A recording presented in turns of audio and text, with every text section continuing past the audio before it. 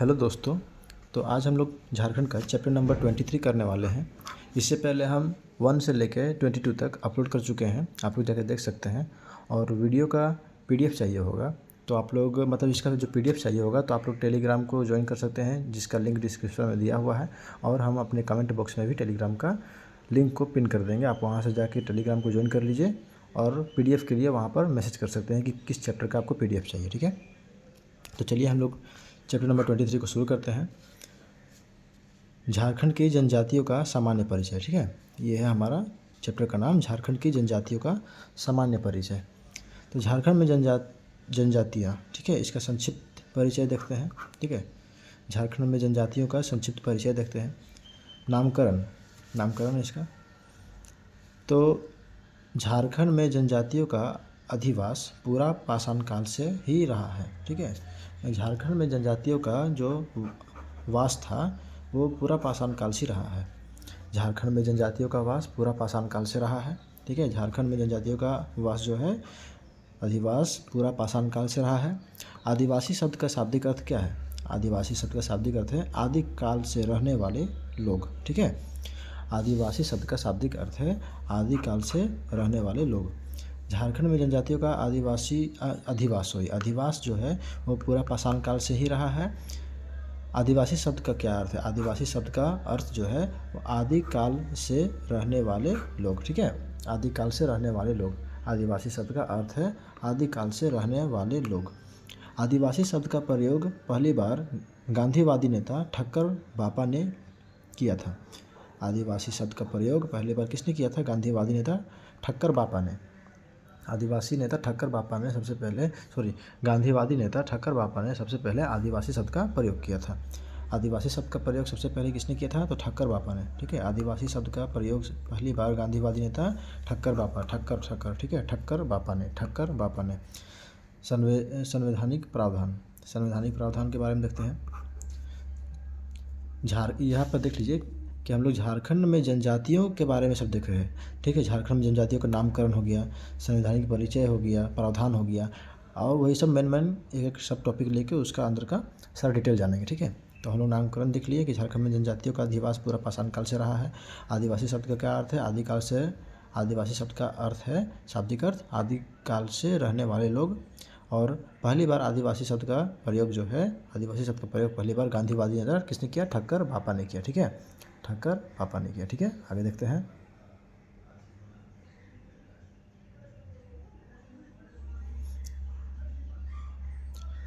संवैधानिक प्रावधान। ठीक है, संवैधानिक प्रावधान के बारे में तो भारतीय संविधान के अनुच्छेद 342, ठीक है, इंडियन कॉन्स्टिट्यूशन का आर्टिकल 342 के तहत 342 के तहत भारत के राष्ट्रपति द्वारा जनजातियों को अधिसूचित किया जाता है। ठीक है, जनजातियों को अधिसूचित किया जाता है भारतीय संविधान के अनुच्छेद 342, ठीक है, 342 के तहत राष्ट्रपति के द्वारा जनजातियों को अधिसूचित किया जाता है। ठीक है, जनजातियों को अधिसूचित किया जाता है अनुच्छेद 342 के तहत। भारतीय संविधान के अनुच्छेद 342 के तहत भारत के राष्ट्रपति के द्वारा जनजातियों को अधिसूचित किया जाता है अनुच्छेद 342। ठीक है, भारतीय संविधान के अनुच्छेद 342 के तहत भारतीय संविधान का अनुच्छेद 342 के तहत भारत के राष्ट्रपति के द्वारा जनजातियों को अधिसूचित किया जाता है। जनजातियों को अधिसूचित किस अनुच्छेद में किया जाता है? तो अनुच्छेद 342 342। ठीक है, 342 याद रखना है। 342 के तहत झारखंड के निर्माण के समय राज्य में 30 अनुसूचित जनजाति समूह थे। ठीक है, जिनकी संख्या 2003 में 32 हो गई थी। चलिए यहाँ तक पहले देख लेते हैं इसको कि झारखंड निर्माण के समय, जब झारखंड का निर्माण किया जा रहा था उस समय राज्य में 30 अनुसूचित जनजातियाँ समूह थे। ठीक है, 30 अनुसूचित जनजाति समूह थे। कब? झारखंड के निर्माण के समय। झारखंड निर्माण के समय 30 अनुसूचित जनजाति समूह थे। झारखंड निर्माण के समय झारखंड में राज्य में 30 अनुसूचित जनजाति समूह थे। कितने? 30 अनुसूचित जनजाति समूह थे, जिनकी संख्या जो है 2003 में 32 हो गई थी। जिनकी संख्या 2003 में 32 हो गई थी। इस समय कंवर और कोल को 31वीं और 32वीं जनजाति के रूप में अधिसूचित किया गया। ठीक है, कवर कोल, ठीक है, कवर कोल, कवर और कोल को, जैसे कि सबसे पहले क्या है यहाँ पे कि जब निर्माण हो रहा था झारखंड का तो उस समय जनजाति जो थे, अनुसूचित जनजाति जो थे, उनकी संख्या केवल 30 थी, जो 2003 में 32 हो गई। तो दो कौन कौन से बढ़े? तो 31वां जो है वो कवर बढ़ गया और 32वां में कोल जनजाति आ गया। ठीक है, 31 में कवर, 32 में कोल जनजाति की अधिसूची की गई है। 31वां जनजाति कवर, 32वां कोल, 31वां कवर, 32वां कोल। 2022 से पहले झारखंड राज्य में कुल 32 जनजातियाँ, देखिए यहाँ क्वेश्चन पूछा हुआ है ये चीज़ कि 2022 से पहले झारखंड में कुल 32 जनजातियाँ निवास करती हैं। ठीक है, जो 2022 से पहले झारखंड राज्य में कुल 32 जनजातियाँ निवास करती हैं, जिसमें सर्वाधिक जनसंख्या वाली जनजाति क्रमशः संथाल, उरांव, मुंडा हो। ये चीज़ हम पहले ही पढ़ा चुके हैं कि सर्वाधिक जनसंख्या वाली जनजाति जो है सबसे पहले जो है वो संथाल है, फिर उरांव है, फिर मुंडा है, फिर हो आता है। ठीक है, संथाल, उरांव, मुंडा, हो। ठीक है, तो क्या है कि 2022 से पहले झारखंड राज्य में कुल 32 जनजातियाँ, ठीक है, कुल 32 जनजातियाँ, 31 जनजाति, 31वां कौन था? कवर, 32वां था कोल, कवर कोल, कवर कोल। ठीक है, 2022 से पहले झारखंड राज्य में कुल 32 जनजातियाँ निवास करती हैं, जिसमें सर्वाधिक जनसंख्या वाली जनजाति कौन कौन सी है? संथाल, उरांव, मुंडा, हो। वर्ष 2022 में पुरान, देखिए क्या हुआ कि 2022 में पुरान को झारखंड की 33वीं जनजाति के रूप में अधिसूचित किया गया। अब कुल जनजातियों की संख्या 33 है। क्या है कि पुरान को जोड़ने के बाद टोटल जनजाति की, मतलब आदिवासी जनजाति, मतलब क्या बोलते हैं उसको, जनजाति अधिसूचित किया गया है। कितने जनजातियों को? 33। तो वर्ष 2022 में पुरान को जोड़कर पुरान को झारखंड की 32वीं जनजाति के रूप में अधिसूचित किया गया है। ठीक है, तो 32वीं जनजाति के 33वीं जनजाति के रूप में अधिसूचित किसे किया गया है? तो पुरान को जोड़ने के बाद टोटल जनजाति जो है वो 33 है। ठीक है, 33वीं जनजाति में पुरान आता है। ठीक है, अब जनजातियों की संख्या कितनी हो गई है? 2022 के बाद 33। उससे पहले कितना था? तो 32 था। 32 में 31वां कौन सा था? कवर था, 32वां कोल था, और 33वां कौन सा हो गया? 33वां जो है वो पुरान हो गया। पुरान को जोड़ने के बाद हमारा कुल जनजातियों की संख्या जो है वो 33 हो गई है। आगे देखते हैं। झारखंड में 25 जनजातियों प्रमुख श्रेणी में आती है। ठीक है, झारखंड में जो 25 जनजाति है वो प्रमुख श्रेणी में आती है। शेष 8 जनजातियों को आदिम जनजाति की श्रेणी में रखा गया है। देखिए, प्रमुख श्रेणी की जनजाति कितनी है? 25 जनजातियाँ प्रमुख श्रेणी में आती हैं। ठीक है, पर 25 जनजातियाँ जो है वो प्रमुख श्रेणी में आती हैं और बाकी का जो 8 है वो आदिम जनजाति की श्रेणी में आते हैं। ठीक है, तो प्रमुख श्रेणी की जनजाति में कितनी जनजाति आती है? प्रमुख श्रेणी में कितनी जनजातियाँ हैं? तो प्रमुख श्रेणी में कुल 25 जनजातियाँ हैं और 8 जनजातियों जो है वो आदिम जनजाति की श्रेणी में रखा गया है। 8 जनजातियों को आदिम जनजाति की श्रेणी में रखा गया है, जिसमें कौन कौन सा आ जाता है? बिरहोर, कोरवा, असुर, पहरिया, माल पहाड़िया, सोरिया पहाड़िया, बिरजिया और सबर। ये जो है आदिम जनजाति की श्रेणी में आता है। तो प्रमुख जनजाति कौन कौन से हैं? टोटल कितने हैं? 25 है। ठीक है, प्रमुख 25 हैं और 8 जो है वो आदिम जनजाति हैं।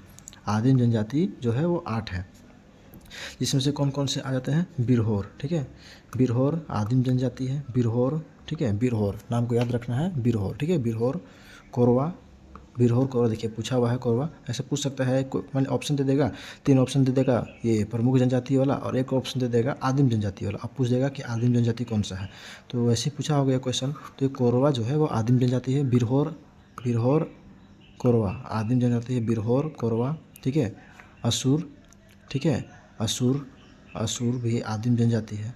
पहरिया, ठीक है, असुर, पहरिया। ठीक है, असुर, पहरिया, माल पहाड़िया, सोरिया पहाड़िया, पहरिया। देखिए याद करने के लिए, पहाड़िया जैसे नहीं आवाज़ कर रहा है, साउंड लाइक पहाड़िया। तो मान लीजिए कि पहाड़िया पढ़ेंगे, फिर आपको ऐसे साउंड समझ में आया कि पहाड़िया जैसा कुछ बोल रहा है, तो जैसे पहाड़िया बोल देगा तो इसे माल पहाड़िया सोरिया पहाड़िया कर दीजिएगा, ठीक है। बिरजिया हो जाएगा और सबर हो जाएगा, ठीक है। मान लीजिए कि बिरहोर बिरजिया, देखिए इसमें बीर बीर जो है ना, बीर और ये बीर, तो बीर से बिरहोर ऐसे हो गया, बीर से बिरजिया हो गया, ठीक है। कोरवा असुर, मान लीजिए ये कोई असुर को देख के, दानों को देख के कोई बच्चा है कोरा में चढ़ गया, नहीं कोरा समझते ही होंगे, ठीक है। गोदी, तो इसी कोई बच्चा जो है असुर को देखो कोरा में चढ़ गया। तो यहाँ पर आपको 4 ऐसे ही याद हो गया, कौन कौन सा, कि बीर से तो बीरदोट हो गया, बिरजिया और बिरहोर हो गया। कोरवा किसको देख के कोरा में चढ़ा था, असुर को देख के चढ़ा था। अब यहाँ पर देखिए पहरिया, पहरिया आपको पहाड़िया के जैसा आवाज़ कर रहा है, तो पहरिया याद कर लिए तो माल पहाड़िया सोरिया पहाड़िया ऐसे याद हो गया। बचा कौन सा, सबर, हो गया याद। 8 जनजाति कौन कौन सा है, बिरहोर बिरजिया, बीर से बिरहोर बिरजिया। कोरवा किसको देख के, असुर को देख के। पहरिया, पहरिया से क्या हो जाएगा, माल पहाड़िया सोरिया पहाड़िया। और एक तो बच गया सबर, ठीक है, याद हो गया ये। आगे बढ़ते हैं। अब देखिए आगमन, आगमन देखते हैं, ठीक है। जनजातियों का आगमन, तो झारखंड में खड़िया और बिरहोर जनजाति का आगमन कैमूर पहाड़ी की तरफ से हुआ था। खड़िया, देखिए खड़िया जो है ये हमारा क्या बोलते हैं, आदिम जनजाति में नहीं आता है, ठीक है ना, ये है आपका प्रमुख जनजाति है। लेकिन बिरहोर जो है आपका आदिम जनजाति में आता है, ठीक है, ये ध्यान देना है एकदम। कौन सा आदिम जनजाति, मान लीजिए कि 8 आप जनजाति याद कर लिए कि आदिम है, तो बाकी 25 तो ऐसे पता चल जाना है कि आपको कि वो प्रमुख जनजाति में आ गया। तो ऐसे ही अब आगमन में क्या है कि झारखंड में खड़िया और बिरहोर देखिए जनजातियों का आगमन जो था, खड़िया और बिरहोर जनजाति का आगमन वो कैमूर पहाड़ी की तरफ से हुआ है, ये माना जाता है, ठीक है। कैमूर पहाड़ी की तरफ से खड़िया और बिरहोर जनजाति का आगमन, खड़िया और बिरहोर, ठीक है, खड़िया और बिरहोर जनजाति का जो आगमन है वो कैमूर पहाड़ी की तरफ से हुआ है, ऐसा माना जाता है, ठीक है। कैमूर पहाड़ी की तरफ से खड़िया और बिरहोर का आगमन कैमूर पहाड़ी की तरफ से हुआ है। खड़िया और बिरहोर कैमूर, ठीक है, खड़िया बिरहोर कैमूर, ठीक है।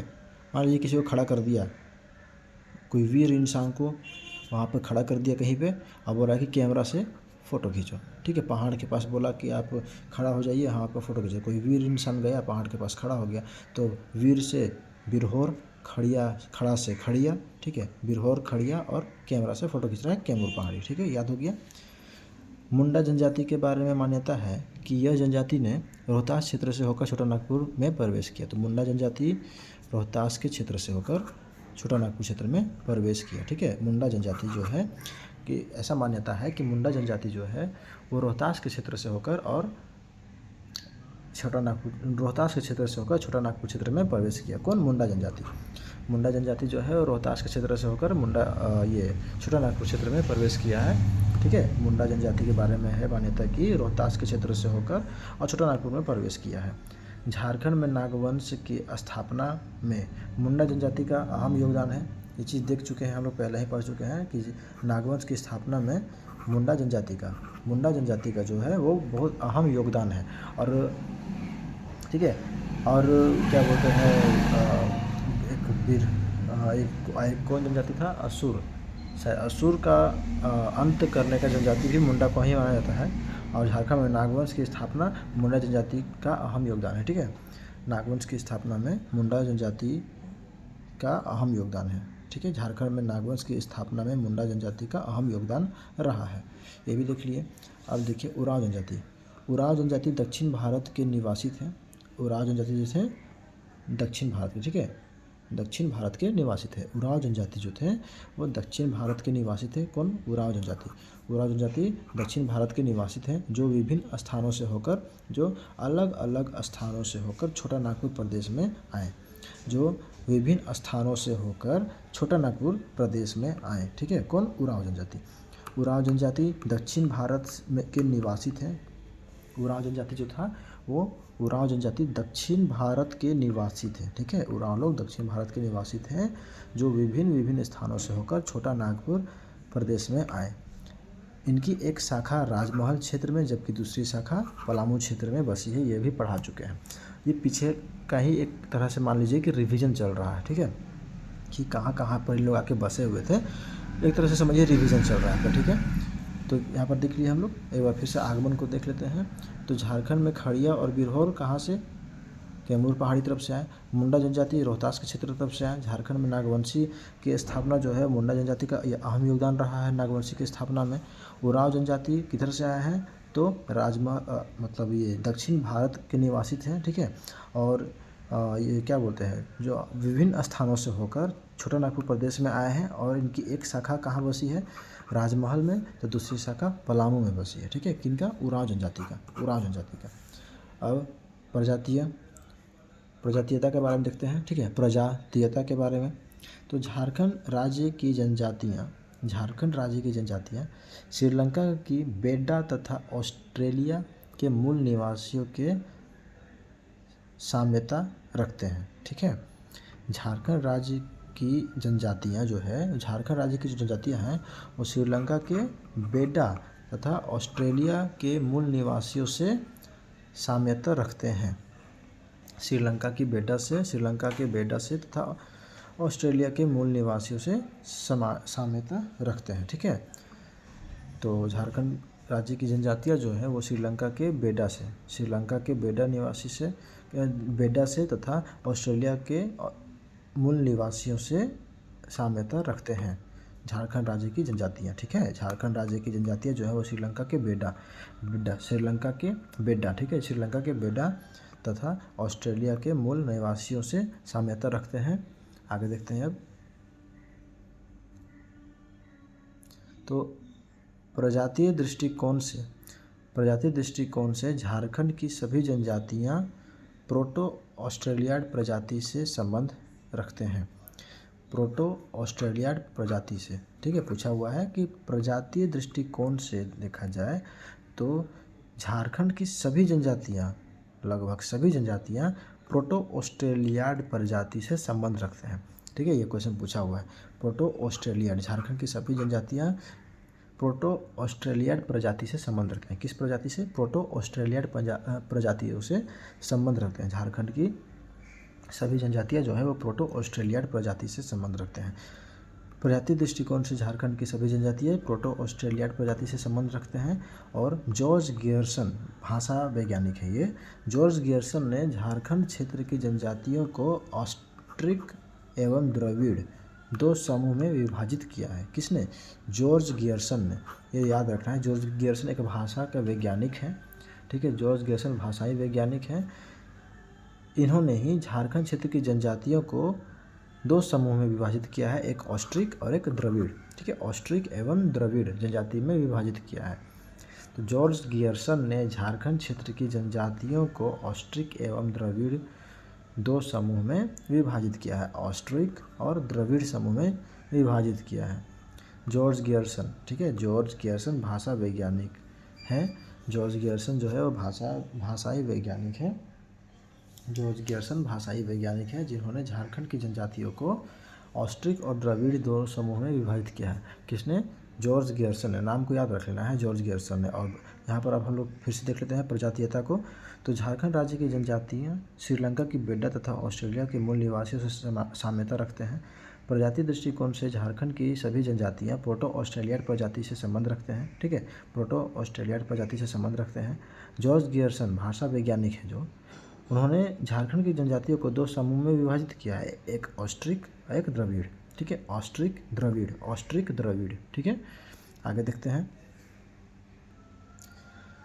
भाषाई वर्गीकरण के बारे में जानते हैं। तो भाषाई आधार पर झारखंड की अधिकांश जनजातियाँ, भाषा के आधार पर अधिकांश जनजातियाँ जो हैं झारखंड की वो ऑस्ट्रो एशियाटिक भाषा परिवार तथा द्रविड़ भाषा परिवार से संबंध रखते हैं, ठीक है।